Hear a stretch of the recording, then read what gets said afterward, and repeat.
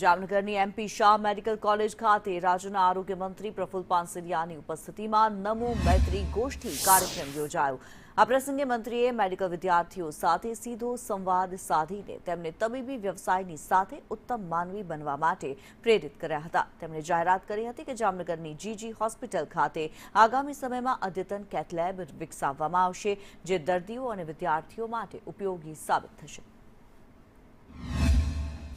જ્યારે જ્યારે એ ડૉક્ટર બનીને પણ જો પોતાનું સ્પિરિચ્યુઅલ જ્ઞાન હશે તો ચોક્કસ એ સફળ થશે।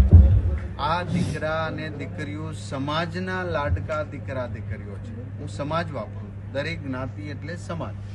એ આપણા દીકરા દીકરીઓ છે। એ ટ્રેસમાં હોય, એ આત્મહત્યા કરે અથવા તો બીજાને હેરાન કરે, આ આપણી સંસ્કૃતિને પોસાય એવી વાત નથી।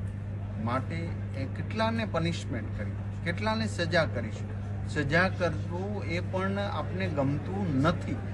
માટે આજે સંવાદ થકી આ વિદ્યાર્થીઓ સાથે ખૂબ સરસ વાત થઈ।